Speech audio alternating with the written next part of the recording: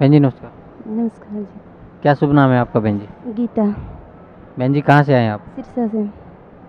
बहन जी, संत रामपाल जी महाराज से नाम उपदेश लेने से पहले आप कौन सी भक्ति करते थे? विष्णु भगवान की भक्ति करते थे, जो कि रामदेव अवतार है ना, उनकी भक्ति करते थे। घर में जोत लगाते थे और जागरण भी लगाते थे उनका। तो बहन जी, जो विष्णु भगवान की आप भक्ति करते थे उस भक्ति से आपको क्या लाभ मिला? उस भक्ति से कोई लाभ नहीं हुआ। उससे पहले भक्ति करते थे तब हम, तो मुझे मेरे भी पहला बच्चा हुआ लड़का बड़े ऑपरेशन से।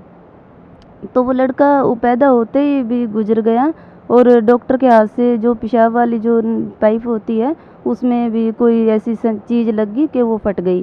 तो फिर उसके बाद में मेरे को 2-3 महीने बाद में पता चला, क्योंकि घर वालों ने भी मेरे को पता नहीं लगने दिया। कहने लगे बच्चा ठीक है, लड़की हुई है। ये नहीं कहा भी लड़का हुआ है, कहने लगे लड़की हुई है और वो भी थोड़ी सी कमज़ोर है, दिन कम है, अभी वो डब्बे में है।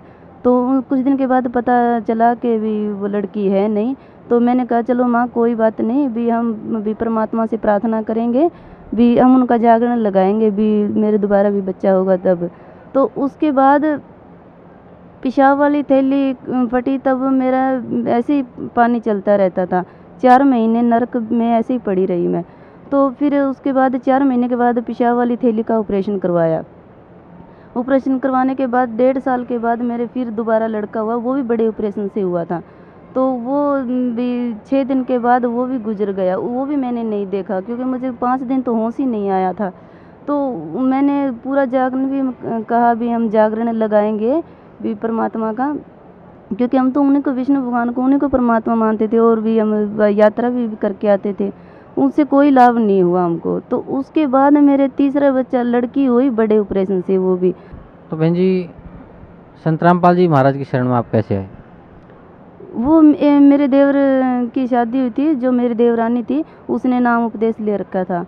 वो मेरे आगे बात करती थी भी, मेरे को ऐसे ऐसे दौरे आते थे, तो भी मैंने वहाँ से उपदेश लिया। तो हमने कहा भी देखो, दुख तो भी हमें भी बहुत आए हैं, पर हमको तो कोई ऐसा संत ही नहीं मिला। हमने बहुत भी संतों के पास गए हैं, वो यही कहते हैं भी जो जितना भी दुख लिखा है उसको तो कोई नहीं टाल सकता, भी वो परमात्मा ने लिखे हैं दुख, और वो तो भुगतने ही पड़ेंगे। तो उसने कहा कि भी वहाँ पे हमने नाम उपदेश ले रखा है, तो मेरे को भी दौरे आते थे, तो वहाँ से मैं ठीक हो गई।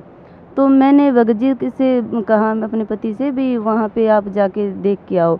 तो वो यहाँ पे आए, तो यहाँ का भी देख के गए, और वो उपदेश ये पहली बार आए तभी वो उपदेश लेकर चले गए।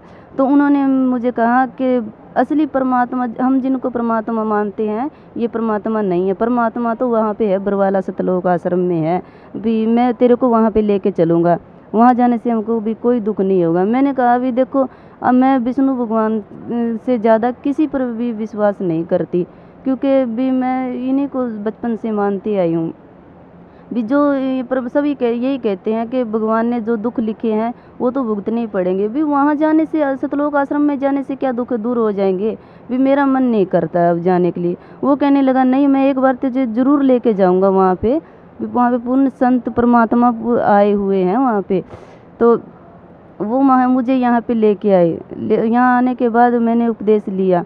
वो जो मेरे दोबारा लड़की हुई, वो बड़े ऑपरेशन से हुई थी। उसके बाद में मैंने यहाँ पे उपदेश लिया, तो वो लड़की के हाथ में चोट लग गई। तो मेरे को ऐसा लगा भी जैसे कि मेरी बेटी का हाथ टूट गया। तो मुझे यहाँ पे सत्संग में आना था उस दिन। तो उस दिन मेरे ससुर हैं, वो थोड़ा सा हाथ पाँव भी ठीक कर देते हैं। तो मैंने उनसे कहा भी लड़की का हाथ तो मेरे को ऐसे लगता जैसे टूट गया। वो कहने लगे कोई बात नहीं, भगत जी कहने लगे भी कोई बात नहीं, हम अभी गुरुजी से प्रार्थना कर देंगे, और आप जल्दी करो कि हमारी ट्रेन निकल जाएगी, फिर हाथ तो ठीक हो जाएगा, सत्संग बार बार नहीं मिलेगा। तो मैंने कहा ठीक है। तो जैसे कि मैंने ये बच्ची ले रखी है, ऐसे ही अपनी बेटी को ले रखा था। मैंने गुरुजी से प्रार्थना की कि गुरुजी, भी ऐसे खेलती खेलती लड़की फर्श पे गिर गई, पता नहीं क्या हुआ। मैंने तो 2 बेटे देखे, ये एक बेटी मिली है, भी इसको पता नहीं क्या होगा। तो परमात्मा ने ऐसे उसके हाथ पे थप्पड़ मार के कहा कि क्या हुआ, इसको कुछ नहीं हुआ। तो एकदम से भी लड़की ठीक हो गई बिल्कुल। तो उसके बाद मुझे अब 2012 में, अब 2013 में अब ये दूसरा बच्चा होना था, यानी कि मेरा 5वां 6ठा ऑपरेशन था ये मेरा। तो डॉक्टरों ने मना कर दिया पहले कि तुम्हारा ऑपरेशन नहीं होगा अब। भी कहीं भी जाओ। तो मेरे को पूरा 9वां महीना लग गया था। तो मैंने अपना अल्ट्रासाउंड करवाया, तो मैंने डॉक्टरों से कहा भी महीना तो पूरा है। डॉक्टर कहने लगे भी बात ये है कि भी एक चीज़ की गारंटी लेंगे हम, चाहे बच्चे की और चाहे माँ की। तो भगत जी कहने लगे भी हमको तो भी माँ चाहिए। वो कहने लगे भी माँ की जिम्मेवारी नहीं लेंगे, हम बच्चे की ले सकते हैं, कि माँ के तो 7 ऑपरेशन हो चुके हैं। अगर अब के बार ऑपरेशन करवाओगे तो इसका 7वां ऑपरेशन है, और किसी भी औरत के 7 ऑपरेशन नहीं होते।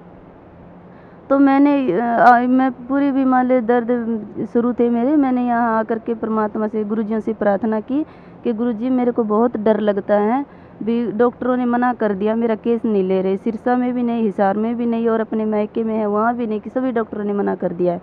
तो संत रामपाल जी महाराज कहने लगे कि बेटा ऑपरेशन ठीक ठाक हो जाएगा तुम्हारा, जाओ। तो मैं कहने लगे तुम डरना नहीं।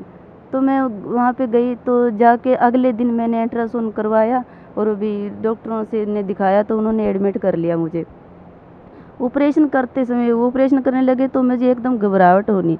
तो मैं ऐसे देख रही थी, मुझे ऐसा लगा कि मेरे पीछे जैसे कोई परछावां खड़ा है। तो मैंने ऐसे गर्दन घुमा के भी देखा भी कि कौन खड़ा मेरे पीछे, तो ऐसे दिखाई नहीं दिया मेरे को। फिर मैंने ऐसे ऊपर की तरफ नज़र करी, तो फिर मेरे को ऐसे लगा भी मेरे पीछे जैसे कोई बैठा है, मेरे ऐसे सिर के नीचे हाथ लगा के।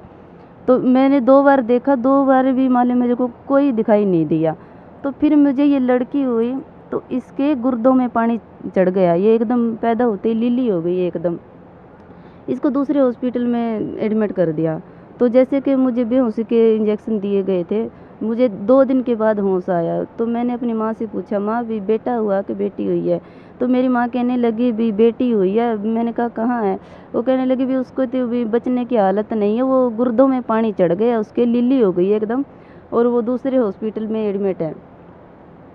तो ये सोच के मेरे दूध 2 दिन आया छाती में, फिर दूध वापस चला गया। दूध वापस जाने के बाद लड़की को 7 दिन में छुट्टी मिली थी, और मैं पहले घर आ गई थी, लड़की से पहले छुट्टी मिल गई थी मुझे, और लड़की को 7 दिन में मिली थी छुट्टी। तो उसके बाद मैं इसको ऊपर वाला दूध पिलाने लगी। डॉक्टर कहने लगे इसको गाय का दूध पिलाया करो। गाय का दूध पिलाने लगी, उससे इसका बुखार नहीं ठीक हुआ, और जस्त उल्टी बिल्कुल लगे रहे इसके। फिर कहने लगे कि इसको बकरी का दूध पिलाया करो, तो वो भी पिलाया, वो भी नहीं सूट किया इसको। फिर कहने लगे कि इसको डब्बे का दूध पिलाया करो, वो ठीक रहेगा। तो उससे ये बिल्कुल कमज़ोर हो गई, इसकी आंखें बिल्कुल अंदर की तरफ चली गई, जैसे कि भी किरंग होता है उस बिना आँखों का, उसकी आंखें ऐसे अंदर चली गई इसकी आंखें। तो हमारे घर में भी पैसे तो थे नहीं, तो हमारे घर में ना 10 गट्टे कनक के पड़े हुए थे अनाज, तो हमने वो ही बेच दिए, बेच के और इसको एडमिट करवा दिया। अब एडमिट करवाने के बाद जितने पैसे थे सारे लग गए, और ये लड़की बिल्कुल भी ठीक नहीं हुई, बिल्कुल लीली हो गई और सूख गई, जैसे कि मरा हुआ बच्चा हाथ में ले रखा है। डॉक्टरों ने इसको छुट्टी दे दी। छुट्टी देने के बाद मैंने इसको कहा, अपने पति को कहा कि हम इसको भी किसी और से पैसे लेके एडमिट करा दें। तो ऐसे करते करते 3 महीने हो गए थे, लड़की बिल्कुल बीमार हो गई। 3 महीने हो गए, छाती मेरी ऐसे हो गई जैसे भी बच्चा हुआ ही, पैदा ही नहीं हुआ। तो अब ये वो भगत जी कहने लगे कि नहीं, हम गुरुजियों के पास चलेंगे, वहीं पे प्रार्थना करेंगे। तो पूरी ज़ोर से धूप पड़ रही थी, तो मेरी सास कहने लगी कि तुम आज मत जाना, या तो तुम शाम वाली गाड़ी में जाना, या फिर सुबह सुबह जाना। तो इसके पापा कहने लगे भी अगर हम शाम को जाएंगे तो हमारी बच्ची भी हाथ नहीं लगेगी, हम अभी जाएंगे। कहने लगे माँ भी हमारे परमात्मा ऐसे है, हम जब घर से निकलेंगे, हमारे घर से स्टेशन यानी कि 20 किले दूर है, 20 कोस दूर है, वहाँ पैदल जाना पड़ता है हमको। तो इसके पापा कहने लगे, साथ में हंस रहे थे, कहने लगे माँ हमारे गुरुजी ऐसे हैं कि हम जब घर से निकलेंगे तो हम पर छाया कर देंगे वो। तो उन्होंने, मेरे सास ससुर वालों ने सिर से भी गुरमीत सिंह उनसे उपदेश ले रखा है उन्होंने। तो वो कहने लगे भी हम घर से निकलेंगे तब वहाँ पे हमारे सर पे छाया कर देंगे। तो ऐसा ही हुआ, जैसे हमने तो अपनी तरफ से मजाक किया था, जब हम घर से ऐसे आधा किला दूर निकले तो एकदम बादल से छा गए। जब तक हम स्टेशन पे पहुँचे तब तक छाया ही बिल्कुल रही। तो यहाँ आने के बाद मैंने गुरुजियों से प्रार्थना की कि गुरुजी, ये आपके शरण में आने से ये बेटी मिली है, अब इसको पालूं कैसे। तो जब मैं यहाँ पे आई थी तो मेरी बेटी बिल्कुल थोड़ी थोड़ी धड़क रही थी, धड़कन इसकी, और सभी ये देख रहे थे कि बच्चा जैसे कि मरा हुआ ले रखा है इसने। तो मैंने परमात्मा से प्रार्थना की कि गुरुजी, आपकी शरण में आने से बेटी मिली है मेरे को, अब पालूं कैसे। तो गुरुजी कहने लगे कि बेटा इसको दूध पिलाओ। मैंने कहा गुरुजी 3 महीने हो गए, माँ का दूध तो इसने पिया ही नहीं, मेरे तो छाती में दूध आया ही नहीं। तब गुरुजी वापस आए और मेरे सर पे हाथ रखा, तब कि तो दूध मेरी छातियों में आ गया। जैसे मैंने नाम उपदेश ये बच्ची पैदा होने से पहले सुना था कि परमात्मा कबीर साहब ने कुंवारी बच्चिया के भी हाथ रखा, कुंवारी बच्चिया के कंधे पे, तो उसको दूध आ गया। तब वो सुना था। अब विश्वास दृढ़ जब हुआ है तब के भी परमात्मा ने खुद सर पे हाथ रखा और दूध मेरी छातियों में आ गया। तो मैं यही कहना चाहती हूँ कि जब परमात्मा 600 वर्ष पहले आए थे, जब कबीर दास के रूप में आए थे, और अब जो आज फिलहाल परमात्मा आए हुए हैं संत रामपाल दास के रूप में आए हुए हैं, कि एक बार वक्त निकल चुका था, अब दोबारा वक्त आ गया है वो, तो अब के बार जो निकल गया फिर नहीं आएगा, और ना ही ये जन्म मरने का पीछा छुड़ेगा यहाँ से। तो बहन जी, भगत समाज को क्या संदेश देना चाहते हैं आप? भगत समाज को यही संदेश देना चाहती हूँ कि मैंने सुना है कि भी पहले ये पढ़ाई लिखाई पढ़े लिखे लोग कम होते थे, लेकिन यहाँ से परमात्मा जाने के बाद में परमात्मा ने इतनी शक्ति दी है कि अपने बच्चों को पढ़ाने लिखा के इतना दिमाग दिया है कि वो अपने परमात्मा को पहचान सकें। तो मैं ये जिनको यही कहना चाहती हूँ कि भी परमात्मा को पहचानने की कोशिश करे, पूरी कोशिश करे परमात्मा को पहचानने की, और सतलोक आश्रम से सिवाय भी कहीं भी मोक्ष नहीं होगा। मोक्ष है तो यहीं पे है और कहीं नहीं है। जैसे कि परमात्मा ने एक वाणी में कहते हैं ना कि अजब नगर में ले गए हमको सतगुरुआन, जल के बगाद गति हम सूते चादर ताड़। ये उपदेश लेने के बाद तो चादर तान के सो गए हैं। अगर भक्ति में रहे, पूरे नियम में और मर्यादा में रहे तो मोक्ष तो है। अगर ये मोक्ष नहीं हुआ तो वो हमारी ही कोई कमी है। बोलो सतगुरुदेव की जय हो।